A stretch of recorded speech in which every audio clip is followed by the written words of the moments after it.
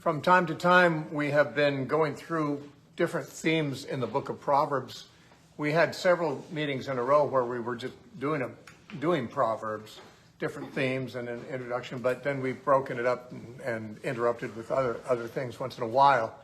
But what you have before you are notes on one of the major themes in Proverbs has to do with wealth.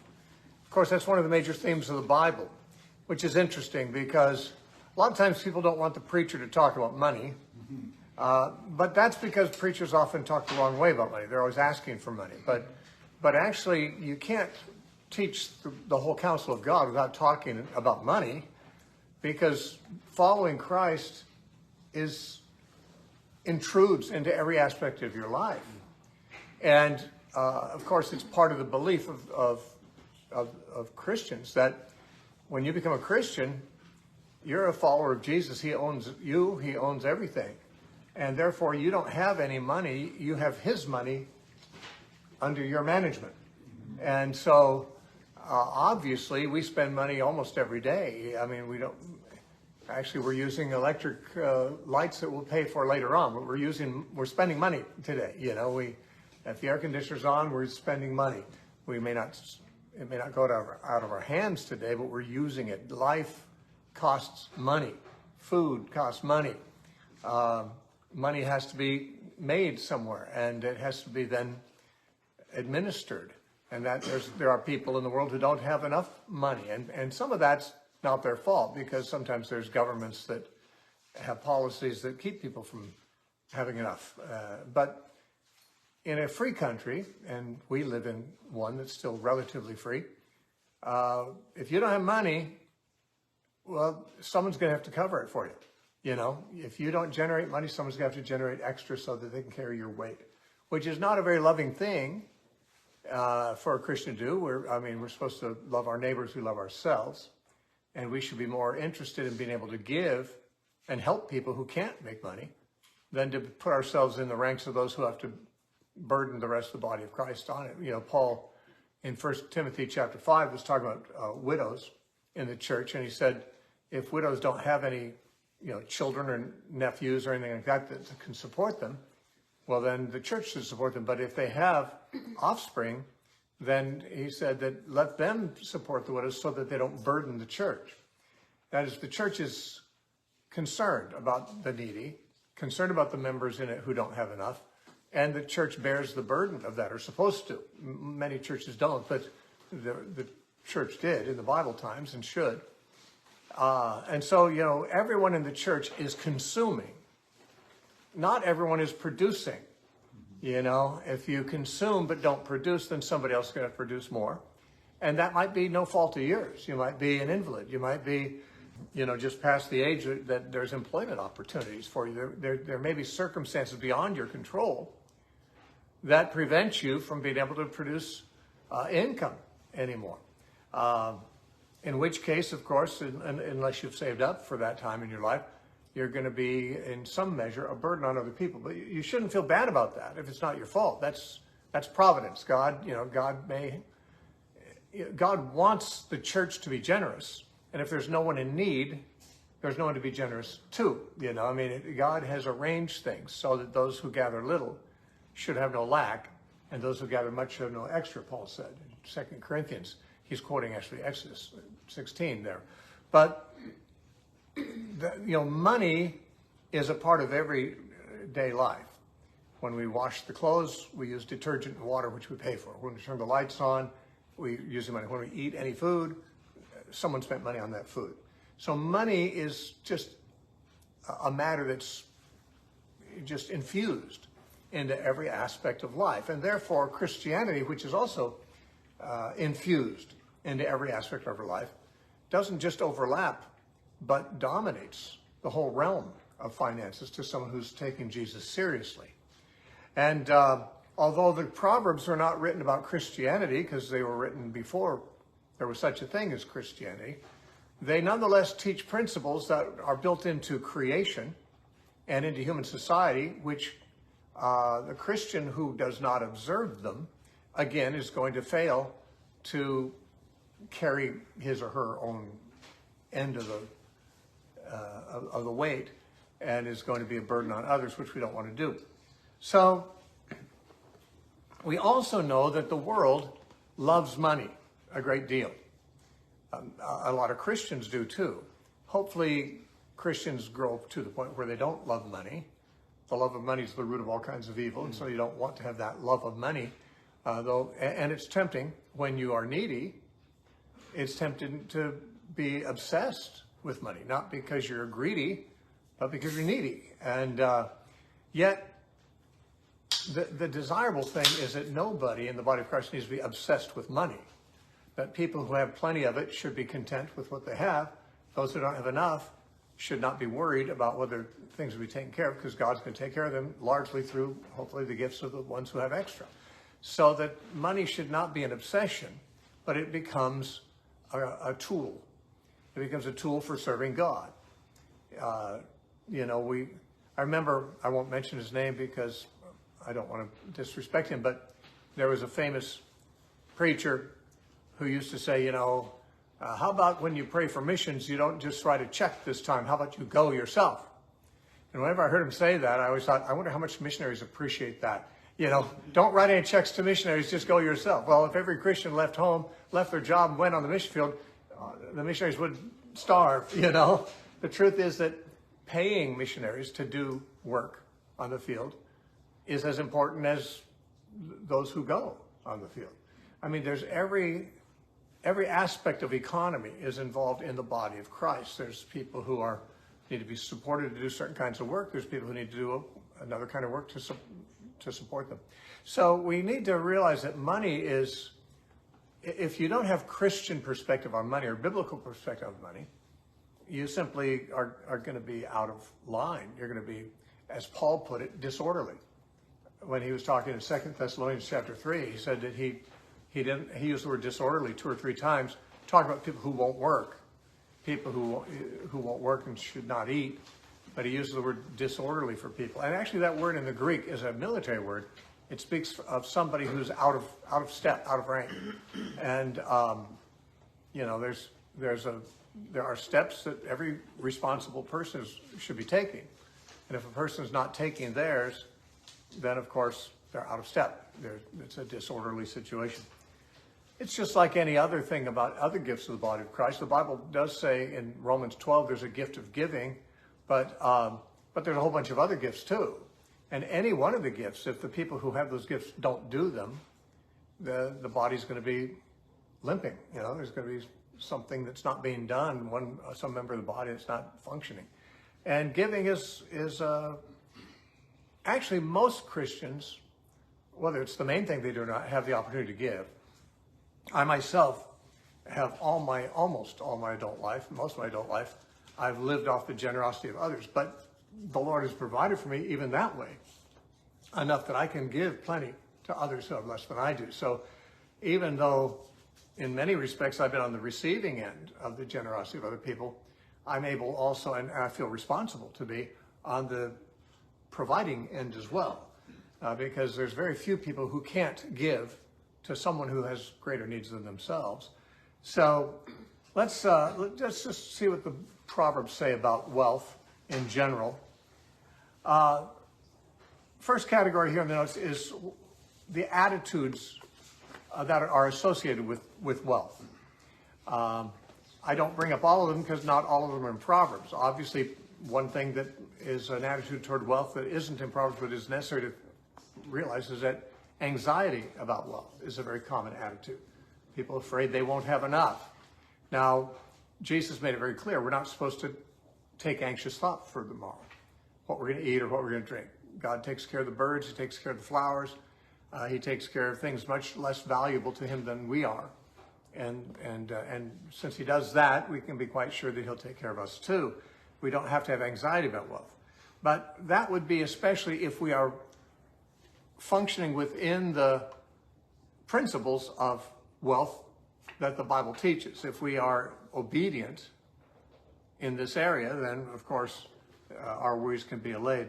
One of the attitudes toward wealth that's very obvious in society and that Proverbs does talk about is that people get a sense of security and social standing from being wealthy. And I think a lot of people who want to be wealthy, I often wonder why people who are already rich want more money.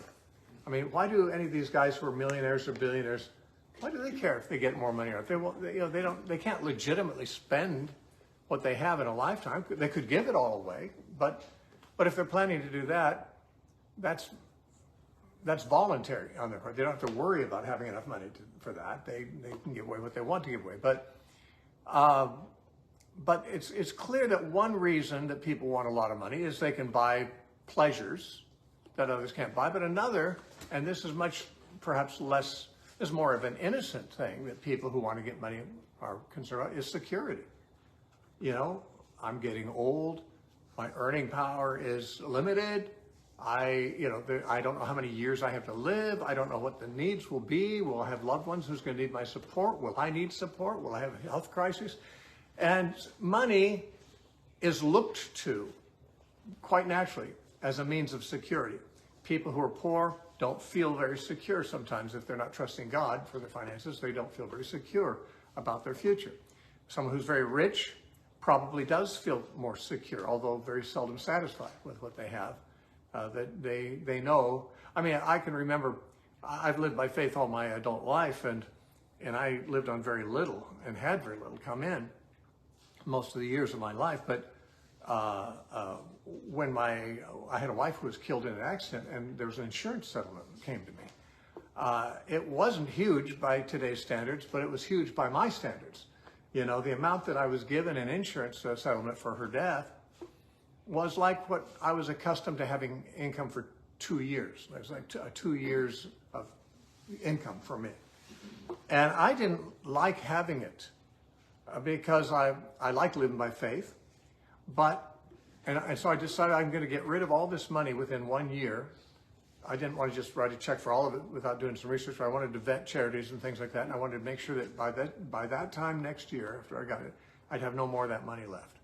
And the reason was, it was uncomfortable for me having extra money because there was nothing to trust God for. Now, some people would say, well, I feel just fine not having to trust God for anything, but all my life that had been my choice. I want to live by faith. And I know that before that settlement was given to me, I didn't have any security except in God. I certainly didn't have financial security because I had no predictable income, but I remember thinking, you know, if my car would break down now, I could just buy another car. You know, I always drove old cars, and I don't know how to fix them and stuff, and they sometimes would break down. I remember having an old Volkswagen once when I was younger and single, and it stopped working. So I parked it in my driveway and walked and hitched rides with my friends and stuff like that for about 6 months. Then a friend of mine came over to visit and said, oh, I didn't know you had a car. I said, yeah, it won't start.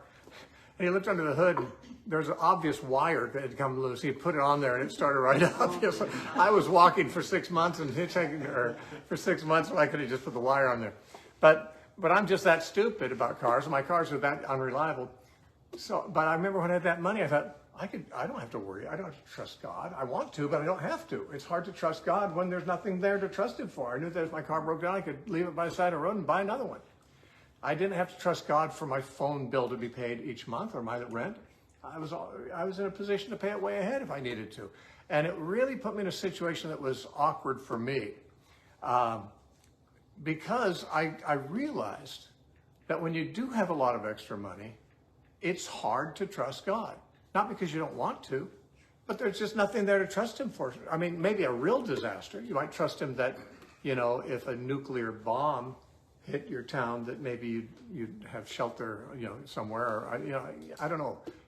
If there's a famine, you know, I guess you have to trust God about those kind of things. But in a normal economy, if you've got abundance, trusting God is just not something you can even do at the same degree. You can still trust God for other things, but security and social standing, this was never an issue for me because I never had enough to have any social standing, but money does provide those things, and Proverbs says so. In Proverbs 14:20, it says, the poor man is hated even by his own neighbors, but the rich has many friends. And Proverbs 19:4 says, wealth makes many friends, but the poor is separated from his friend. In other words, you're popular if you have money. One of the problems with having a lot of money is you don't know why you're popular. You have a good idea. If you win the lottery, you have so many more relatives all of a sudden than you ever knew you had. You know, so many friends, but you don't know why.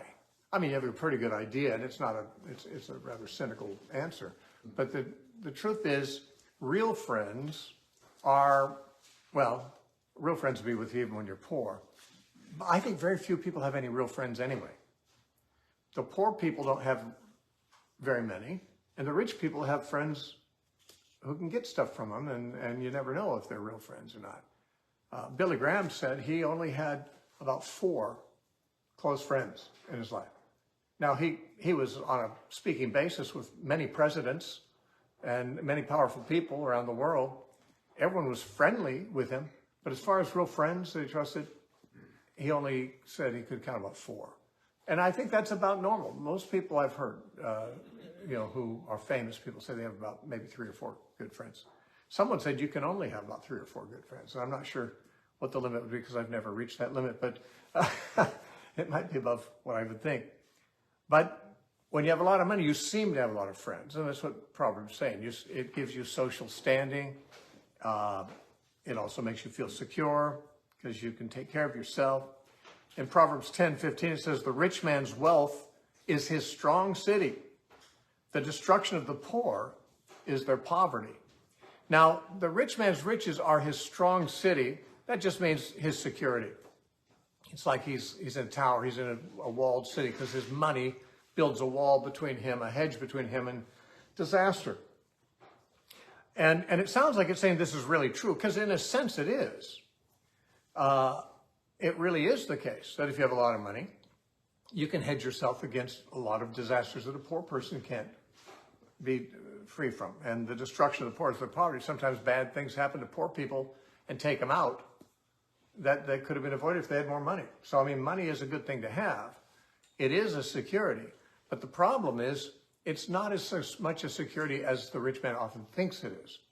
And the next proverb, Proverbs 18:11, says, the rich man's wealth is his strong city, and like a high wall in his own esteem. That is, he views it that way. He trusts in it, like a city depends on its walls to keep it secure. In his own esteem, his money is that. It provides him a security, but it might be a sense of false security. Because, of course, money does go away. And that's what the next point is money is unpredictable. It's amazing how many people, have had jobs and, good paying jobs, secure jobs. They may put down payment on a big house, get some new cars and stuff like that. And then unbeknownst to them, the company goes under, downsizes or something like that. And then they're stuck holding a bag with a whole bunch of debt. Wealth is not that predictable. The economy, at certain times, it seems to be. But in the long run, you just never really know what's going to happen next. Proverbs 13:7 says, there's one who makes himself rich, yet he has nothing. And one who makes himself poor and has great riches. Now, this may be talking about 2 different kinds of riches. He may be saying, there's a man who makes himself financially rich, but he's really spiritually poor. That's a possibility. And a man who makes himself financially poor, but he really has great riches. That's what Jesus said to the church of Smyrna. He said, I know your poverty, but you're rich. And what he said to the church of Philadelphia is, you say I'm rich and have need of nothing, but you don't realize you're poor and naked and blind and destitute. This Proverb 13:7 might be saying, a person makes himself rich financially, but he's really not rich in the way that matters.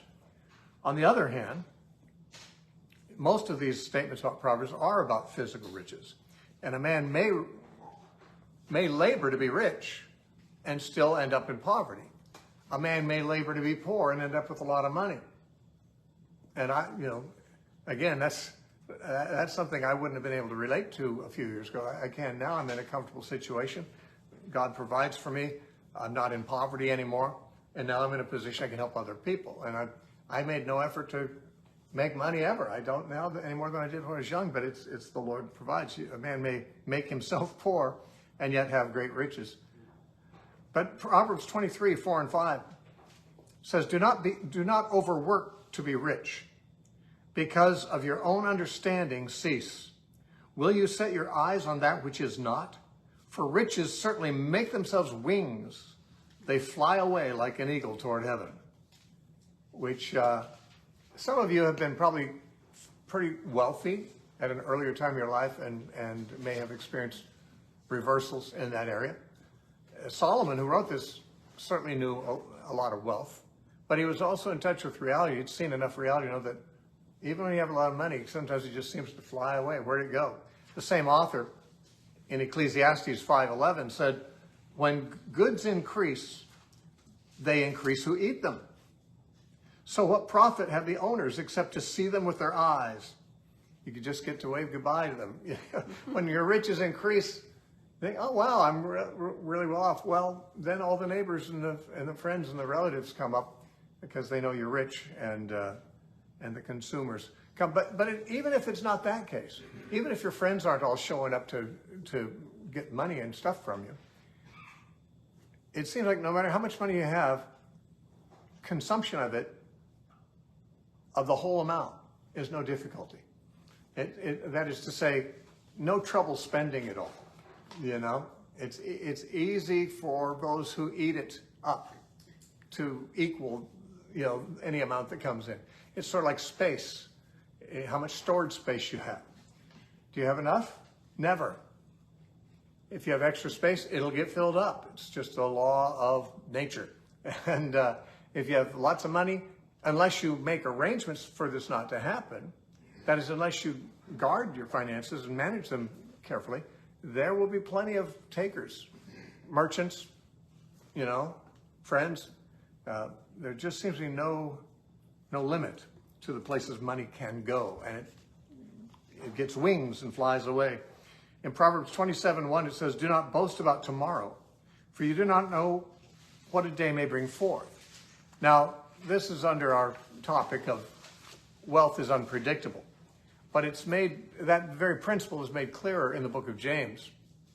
In James 4, verses 13 through 15, James said, come now, you who say today or tomorrow, we will go to such and such a city, spend a year there, buy and sell, make profit. James says, whereas you don't know what will happen tomorrow, which is what Solomon said. You don't know what's going to happen tomorrow. For what is your life? It's even a vapor that appears for a little time and then vanishes away. Instead, you ought to say, if the Lord wills, we'll live and do this or that. We don't know what we're going to do tomorrow. We're not sure we'll even be alive. We can't really boast in tomorrow. Proverbs 28:22 says, a man with an evil eye, which means a greedy man, hastens after riches. He does not consider that poverty will come upon him. So whereas Solomon says that wealth can be like a hedge against disaster, it can be a strong tower to the person who has it, and it can be disastrous for a person who doesn't have it. It can be destructive. The poverty of the poor can be his destruction. Yet even the rich can't count on things always being the same. Riches fly away. A man may have riches, even greedy for his riches, hoarding them, as it says in Proverbs 28:22, and not helping the poor, but he doesn't consider that poverty's coming around the bend for him. Now, the primary attitude that you read again and again in Proverbs about money and about wealth is that there's a whole lot of things that are more desirable than it. Now, people who don't know God often can't think of anything really more desirable than money. After all, you can do a lot of good things with money, even for other people, and for yourself, and for your kids, and leave them a fortune, and have a lot of fun, and you can do a lot of good things with money. Those who are materialistic often can't think of anything else that could be possibly of greater value. But Proverbs has many things it mentions are better than money. In Proverbs 15, verses 16 and 17, Solomon said, better is a little with the fear of the Lord than a great treasure with trouble. Better is a dinner of herbs where love is, and he's not advocating veganism. We would say there's rich people who choose a dinner of herbs now. In those days, people would prefer to eat a heartier meal than that. And so a dinner of herbs is someone who's really poor. He's got to go out and gather herbs, probably in the wild, to put food on the table. Better is a dinner of herbs where love is than a fatted calf with hatred. So a little bit with the fear of the Lord is enough. Now, a little bit is not much money, but the fear of the Lord is worth a great deal, more than money. And love in the home is. Better to have a poor meal in a poor home where everyone's on good terms, everyone loves each other, than as in many rich families where they, even kings have these huge feasts they lay out, but there's war between their family members. I mean, David's family in the Bible is an example of that. Very wealthy king, but his sons were killing each other, hated each other. And there's plenty of families that you can't get the whole family around the table because some won't eat with the others, some won't be in the same room with others.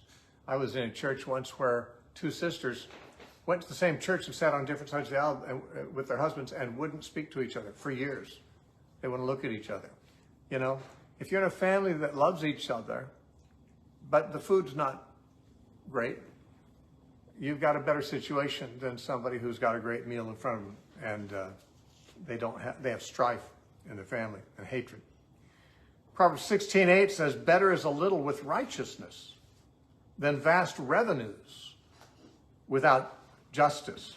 Being righteous, knowing that your conscience is clear, but you only have a little money. You could have gotten more money by cheating, could have gotten more money by being a robber, but you're living an honest life.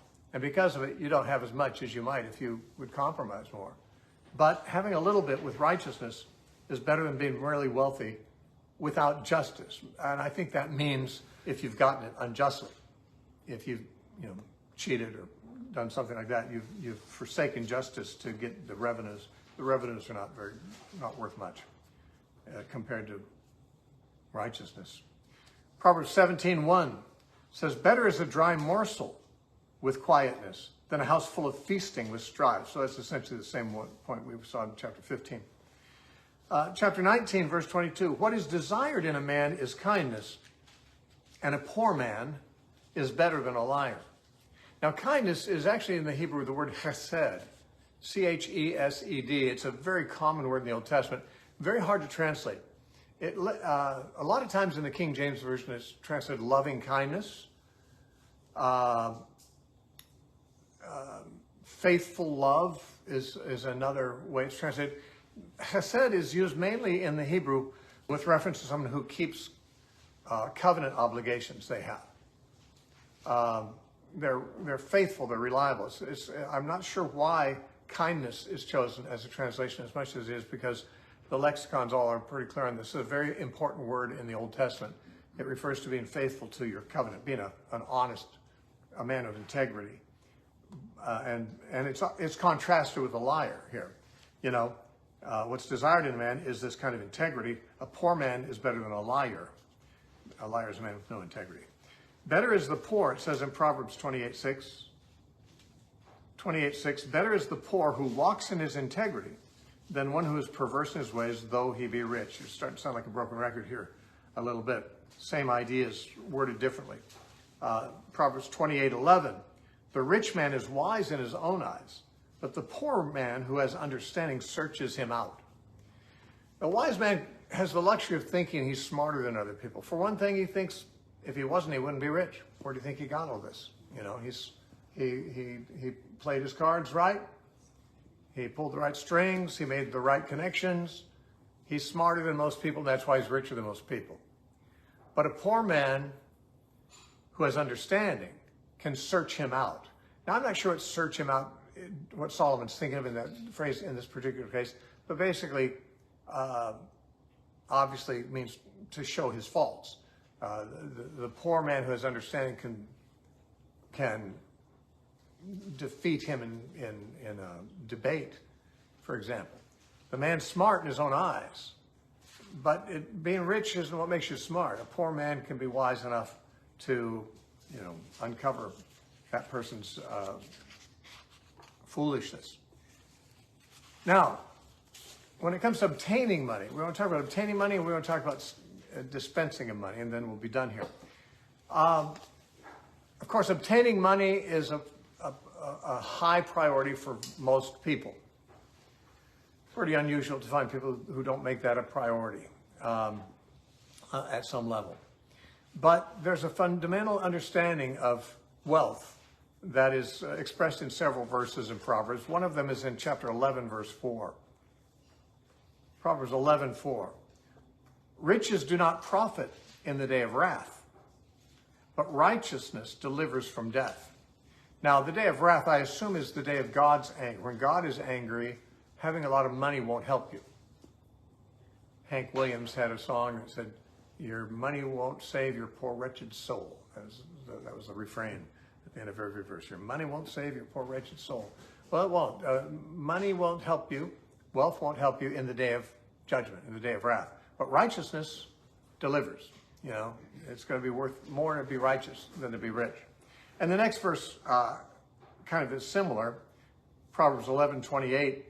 He who trusts in his riches will fall, but the righteous will flourish like foliage. So we have the rich man versus the righteous man. He's not saying that the righteous man can't be a rich man, or that the rich man can't be a righteous man. He's just saying that a man who has riches but isn't righteous, well, he'll fall. A man who's righteous, whether he has riches or not, will flourish. Not necessarily financially. That's 11:28.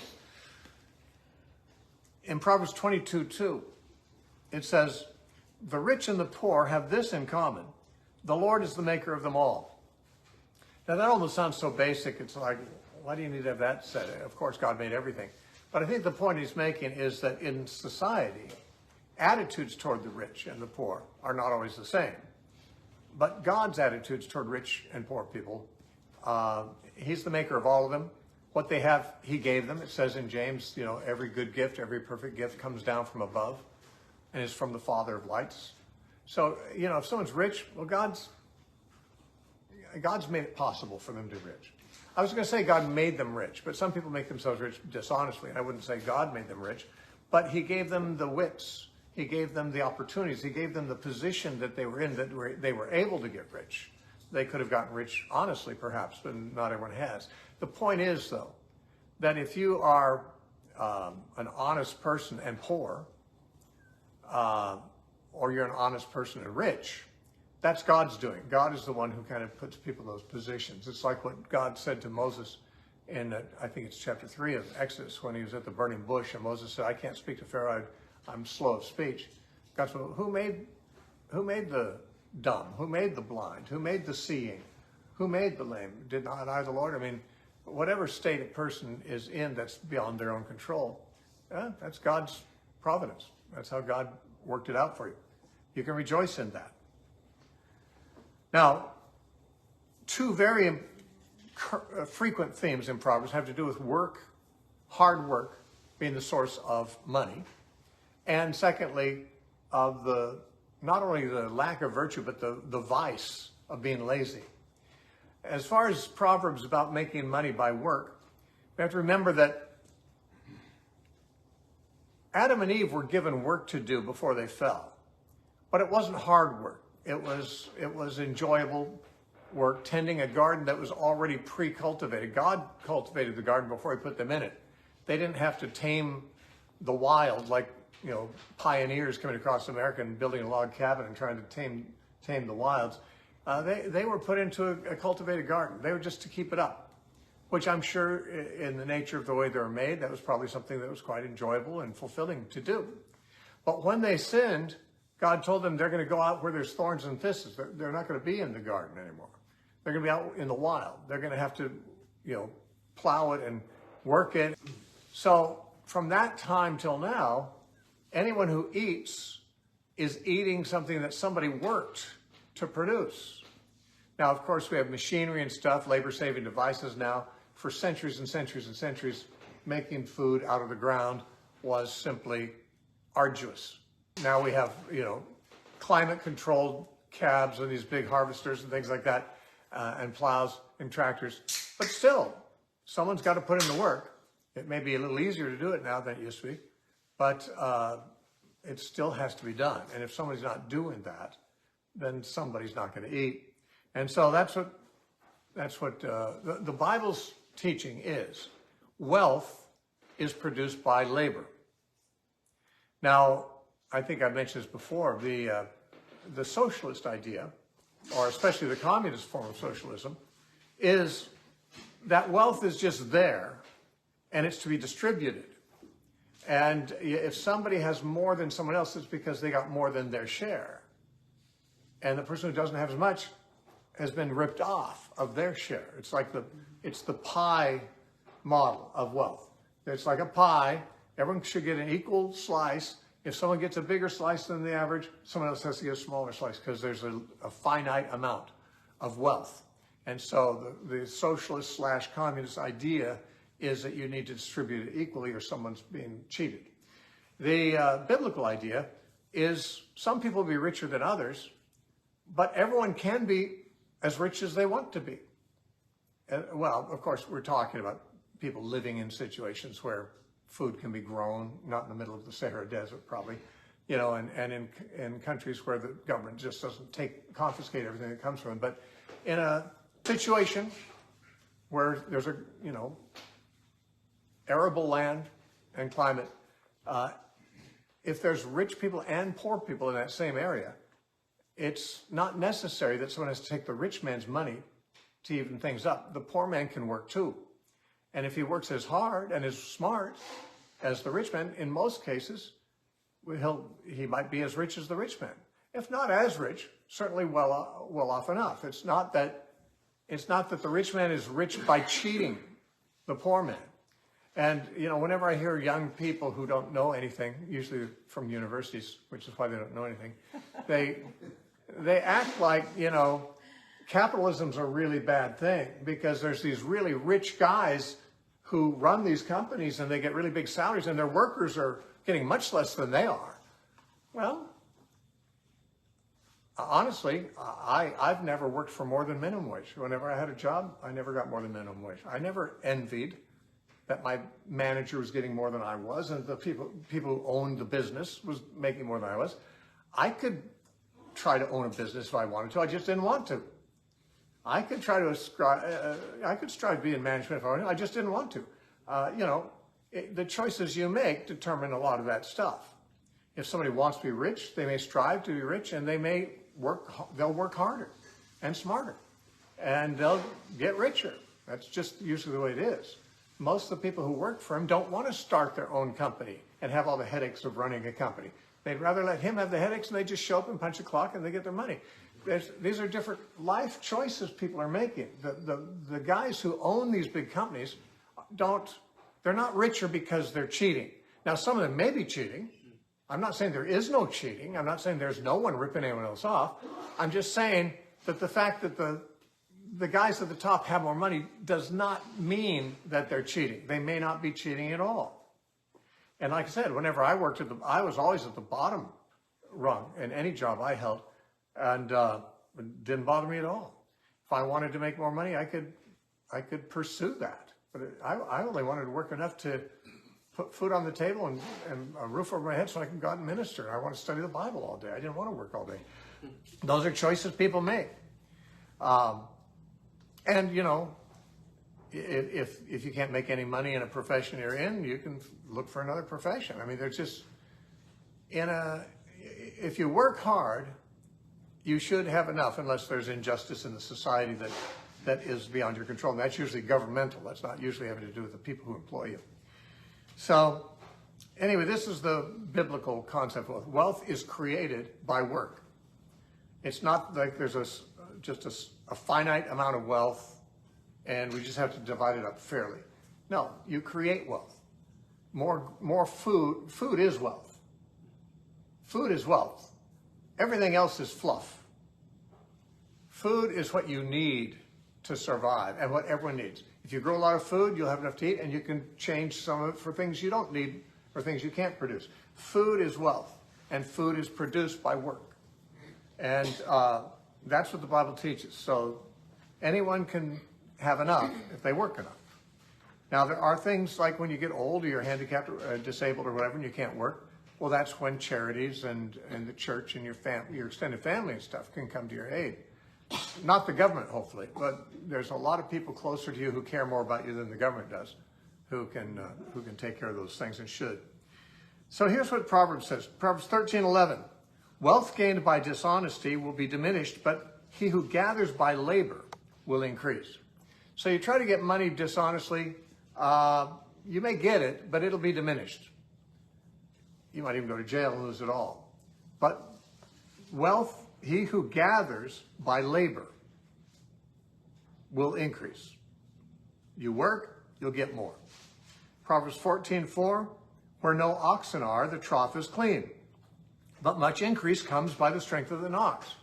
And we talked about this one under another heading in a previous month, but what this means is if you have an ox, you're going to have to muck out the barn. That's the kind of work you may not like doing. So you might just say, I'm not going to need an ox. An ox just makes too much work. Well, but an ox is a labor saving device. And you can do a whole lot more plowing, a lot more acres if you have an ox than if you're pushing that plow with just your human strength. You may have to put in a little effort. You might have to invest a little. You might have, sometimes, especially at the beginning, you may have to live, greatly pinched financially and working harder than other times, but you have to make choices, investments and so forth, and you have to decide, well, I'd have to work a lot more in the barn if I had an ox, but I wouldn't have to work as long in the field, and I'd produce a lot more. I mean, you just have to weigh things. Smart people who are trying to balance their budget and their business and so forth, their farm, have to make decisions like that. Chapter 14, verse 23 says, in all labor there is profit, but idle chatter leads only to poverty. So obviously, if you're just standing around talking, unless of course you've got a job doing podcasts, and then that may be your work is idle chatter. But chapter 15, verse 27, he who is greedy for gain troubles his own house, but he who hates bribes will live. That's another dishonest way to get money, is if you're in power to take bribes. You need to hate those bribes, and don't be eager to get money. You'll trouble your own house. Stories like that are abundant. You see them sometimes in TV and some of the true stories about crime and stuff like that. Someone just wants to get money really bad. They want to kill somebody and get the insurance policy or something like that, and it troubles their whole house. Of course, they end up in jail, but ruins their whole family. Everything's destroyed by their dishonesty because they were greedy for money. That's what he says. Chapter 21, verse 5, the plans of the diligent will surely lead to plenty, but those of everyone who is hasty, surely to poverty. Once again, hasty to get rich. Solomon suggests it's better if you want to be rich, build it up at a reasonable rate. Work and save and don't waste, and your wealth will accumulate. But if you're hasty to get rich, you're going to be jumping into these pyramid schemes and criminal schemes and different things, all kinds of shady things where it promises a fast buck. Well, that surely leads to poverty. But the plans of the diligent is the hard worker, the person who works hard. The plans that he makes and diligently works toward leads to plenty. So the diligent has a plan, and he works his plan. Most young people need to be told this these days, and that is, you don't just play video games in your parents' basement and expect a great job to come to you or great money to come to you.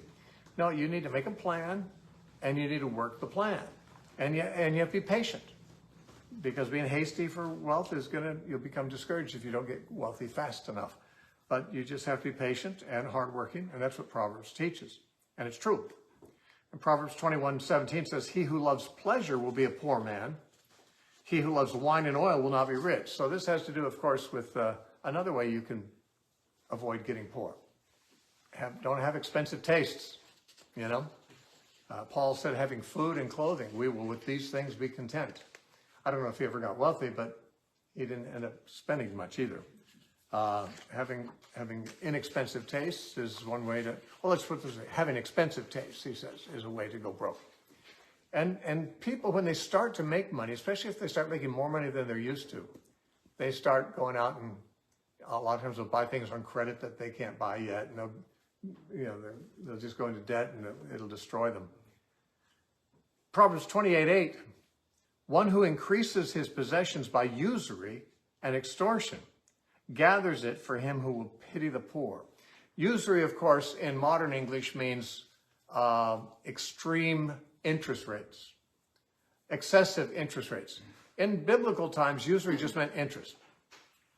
In other words, our economy, our society is built on interest, banking. Banks exist because they charge interest, and banks finance every business, and they finance every project and every farm, and the government. I mean, everything. Government bonds. The government's makes money off government bonds, and they do so by paying interest. We have a society that it's based on interest. And but biblically, all charging of interest was forbidden, unless you were lending to a foreigner. A Jew was not allowed to charge interest of a fellow Jew. And if a man was poor, you shouldn't even want any interest from him. You should just lend to him, and if you lose it, you lose it. If he pays it back without interest, well, you did it out of generosity. So usury in the Bible means interest.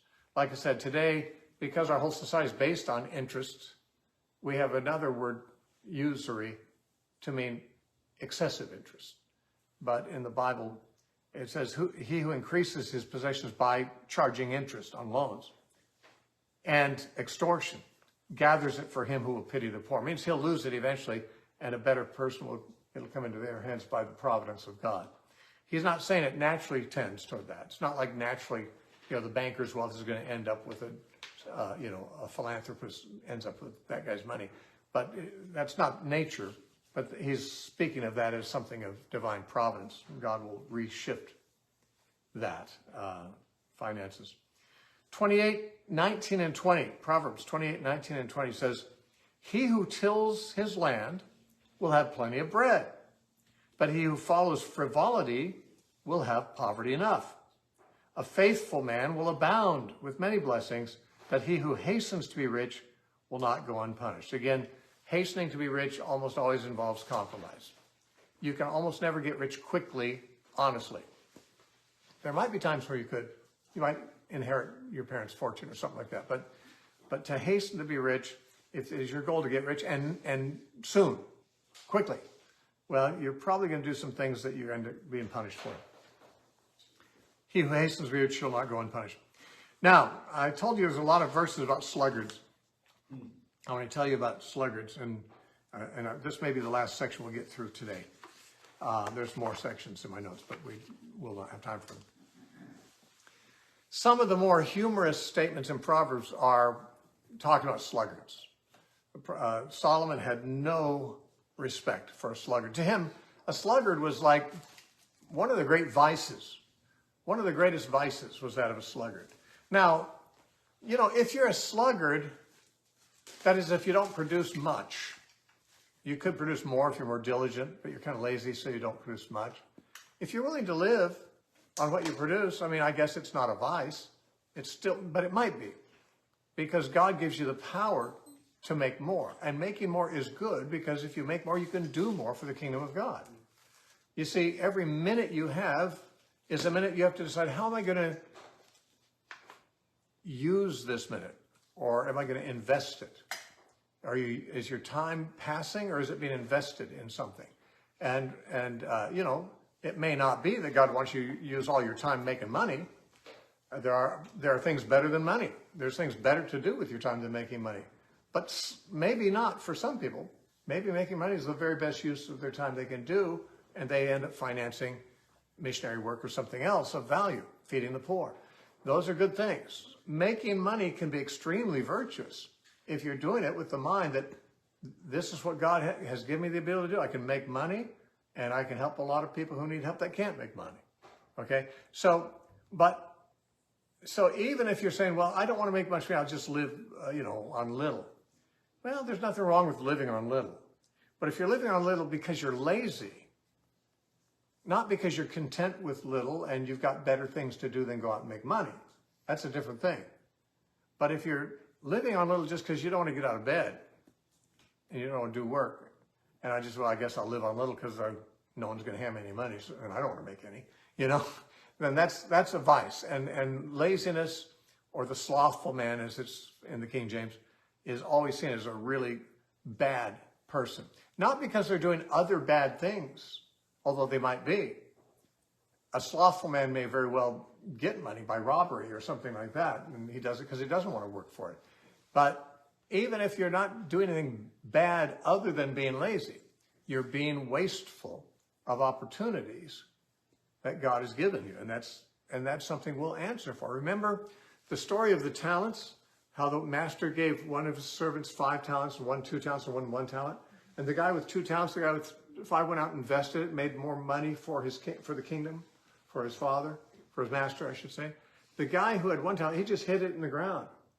He didn't want to lose it. He wanted to be able to give it back when his master showed up, but he didn't invest it. He didn't make any money for his master. He did not increase his master's estate. He just did nothing with it.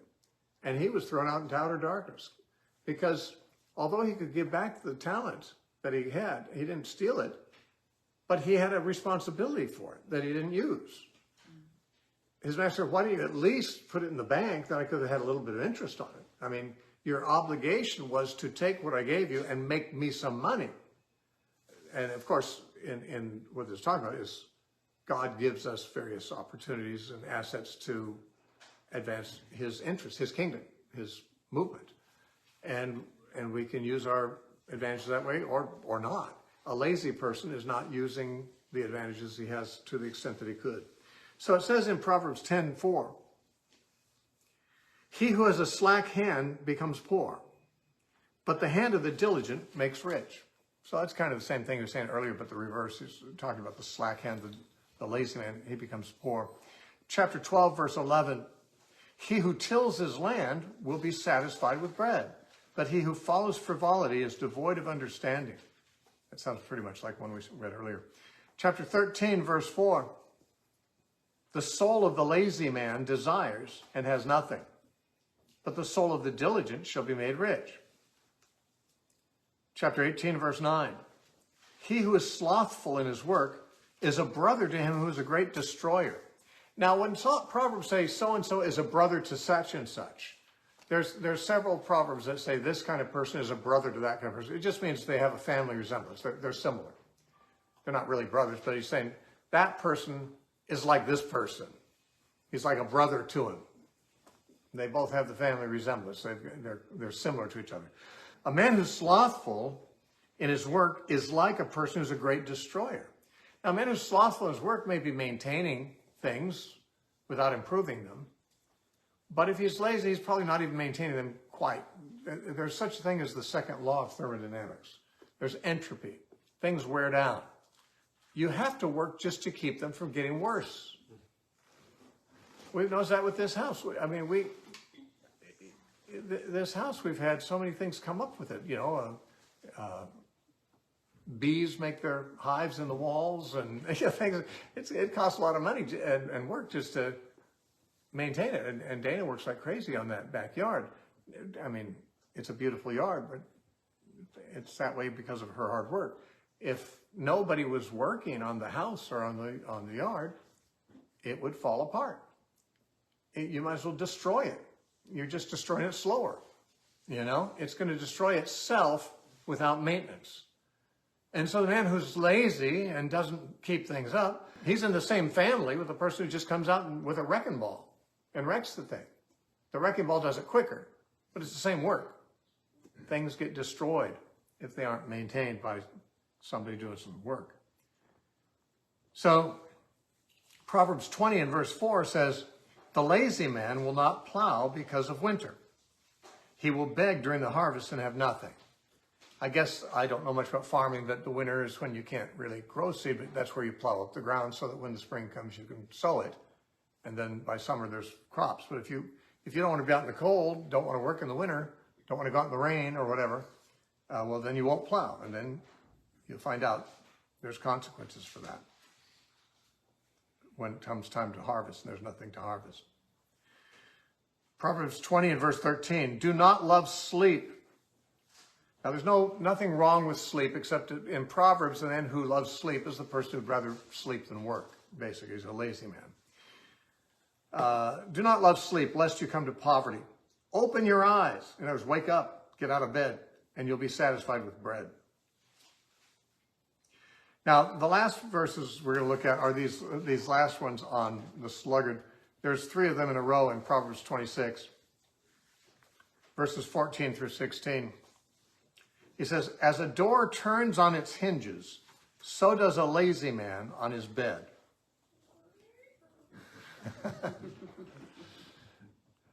He rolls over a little bit, but the hinges still keep him attached to the bed. The door, there's some motion there, but it never comes loose from the door jamb. The hinges, the person's attached to his bed. He may roll over, change position, but he's going to be in bed. He's like a door on its hinges. And so he's attached to his bed. Verse 15 says, the lazy man buries his hand in the bowl. It wearies him to bring it back to his mouth. This came up earlier, too, in a previous lecture. The idea is, he's so lazy that even when he reaches into the bowl to get the food from the middle of the table, like they did in the Middle Eastern things and dip the sop in the hummus or whatever, I don't think I have enough energy to bring it back to my mouth. I'll just leave my hand here in the bowl. It's a parody. These are parodies, but Solomon, this shows how much he respects lazy people. They're like a door on its hinges in their bed. They're like, he's so lazy that they might reach out to grab the food, but they just can't get it back to eat it. Too much energy required for that. And then there's one more in verse 16. He says, the lazy man is wiser in his own eyes than 7 men who can answer sensibly. Now, this probably means that a lazy man can make up all kinds of clever excuses to counteract every wise person's point they make to get him to go out and carry his own weight. He can come up with an excuse. One of the Proverbs says, the sluggard says, there's a lion in the streets. I'll be torn to pieces. That's another one of Solomon's jokes about this is awful. Now, there could be lions in the streets. There were lions in Israel, but not very often in the streets. It might be a chance in a million there'd be a lion in the streets, but there's that chance.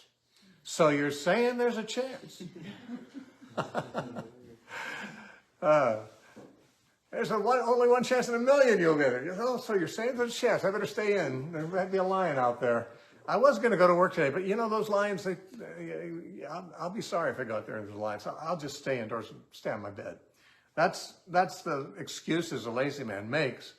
And he can make up, he thinks he's smarter than 7 men who can give better answers than that. Though I wonder, too, if part of this proverb, the lazy man is wiser in his own eyes than 7 men who can answer sensibly, might be applied in another situation, and that is to intellectual laziness. Because we encounter this a lot. I encounter a lot of intellectual laziness, even in churches, even among ministers. There are people who, they learned something, they've repeated something, they've repeated it for 30 years, and then someone points out to them, that may not be right. They don't even want to think about it. I get tired just thinking about changing my mind about that. You tell, if I'm wrong about that, then all these other things are connected. I'm probably wrong about that. I may have to go back to square one. I get tired just thinking of it. No, I'm in good company with people who see it my way. I'll stay here. You find 7 men who can answer them sensibly, but they're still wiser in their own eyes because they're too lazy to think for themselves. I'll be glad to just go along with what my teachers told me, what my denomination teaches. I don't want to think about it. I don't want to do any hard work. And I'm smart enough, at least in my own eyes I am, and in the eyes of the people who agree with me. So why do I need to listen to 7 smart men giving answers and rebuttals? I'm smarter than them. At least I can pretend like I am, because it's too much work to allow myself to think otherwise. Because then I'll have the responsibility to do some vigorous thinking which is frankly another kind of laziness that we find too often among us. There's certainly plenty of physical laziness, but there's a lot of intellectual laziness too. There's more obviously on your notes, but we don't have more time for it, so we're going to stop at that point. We might take the rest next time, or we might go another direction. Depends on what I'm feeling like. But you have the notes. Those of you who are here, you who are listening don't. I think we probably have them at Matthew 7:13 posted there, if I'm not mistaken, under Proverbs.